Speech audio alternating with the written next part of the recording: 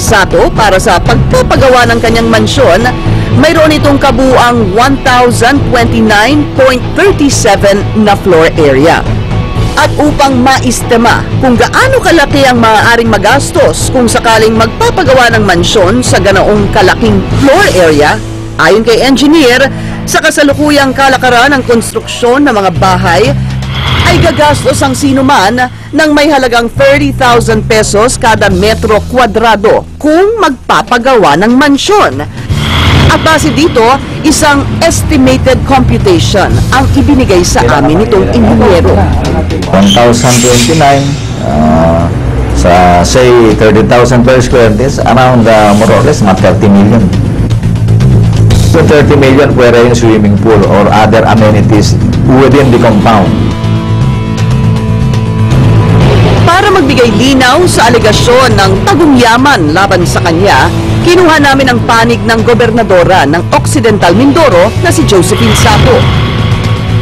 Ito ay loan sa bangko. At kung sasabihin mo na yung acquisition cost, dahil ina-amortize ko lang yan every month. So ang nakalagay doon talaga is the constant figure of 9 million, which is my loan from the bank. So yung nakalagay doon sa deed of sale was 12 million.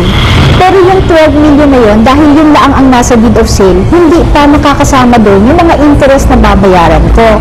So nung inilagay ko yun, actually, ang nababayaran pa lang namin is mahigit na 2 milyon. Ang naibabayad ko pa lamang doon sa lote na yan ay kulang-kulang na 3 milyon. Kaya ang inilagay ko doon ay yung pagkakautang ko sa bangko. Inamin din sa akin nitong gobernadora na may 29 million pesos na ang kanyang nagastos para sa pagpapatayo ng kanilang mansyon. Pero mula raw sa perang pinagbilhan ng lupa na pag-aari ng kanyang asawang Japanese national na umabot daw sa 50 million pesos ang ginamit sa pagpapatayo ng kanilang mansyon. Yung kontrata ko with construction firm ay more or less 29 million. At inaakusa ako na ill-gotten wealth daw yun. Yung pera na ipinagpagawa ng bahay na yan ay galing sa pagbebenta ng lupa ng aking asawa dito sa 1195 EDSA. At alam po naman natin kung gaano kataas ang presyo ng lote po sa EDSA. Tinaya ng aking asawa sa EDSA, ayan ay kanyang conjugal property dun sa kanyang first marriage. Kaya kung hahanapin nila rin sa akin na hindi rin diniklara yung property na yan, ay hindi ko maidideklara dahil wala akong interest doon. Dagdag pa ng gobernadora, wala siyang itinatagong yaman. At ang dahilan raw kaya hindi niya agad naideklara ang pagpapagawa ng mansyon ay dahil... Hindi ko naman matatawag na mansyon, pero yun ang tawag nila. Sinasabi rin kasi nila na dapat ay idiniklara ko sa SALN ko yung bahay. Pero ang pinag-uusapan natin dito ay yung SALN ko ending December 31, 2010. Nag-apply kami ng building permit sometime in 2010. Pero alam naman natin yan, that is of public knowledge and judicial notice na nung panahon na yun ay nagsunod-sunod ang landslide sa Antipolo. Itong property na ito is on top of a hill, bangin yung unahan at tagiliran. So sinabihan kami ng engineer na i-hold yung construction at magpa-soil analysis kami. So noong 2010, na-delay ang construction. So kung ang SALN ko ay December 31, 2010, halos wala pa kaming construction doon. So hindi ko pa pwedeng ideklara dahil hindi ko alam kung dahil sa resulta ng soil analysis ay nag-iiba yung presyo ng bahay. So, ngayon, dapat i-declara ko na yan sa 2011 SALN ko, which is only due for filing itong 2012. Pinala ni Gobernadora, politika ang nakikita niyang dahilan, kaya ginagawan siya ng malisyosong issue ukol sa kanyang mansyon na iginigiit niyang mula naman sa lihitimong pondo. Rob, sino mo ba si Apollo Francisco? Si Apollo Francisco po at ako po ay nakikiusap din sa inyo na tingnan din po ang background niya. Yan po ang nag-file ng napakaraming kaso sa lahat po ng kakampi ko sa politika. Bagay na pinabulaanan naman ng tipster na si Apollo. Hindi politika, wala namang ano. Kasi hindi naman ako kandidato. Bawal ako magkandidato against sa religion ko. Eroded na yung public trust namin sa kanya eh. Kaya ako pumunta dito kasi para ma-expose siya. Kasi siyempre influential siya. Who would dare challenge a governor, powerful governor, by an ordinary citizen like me?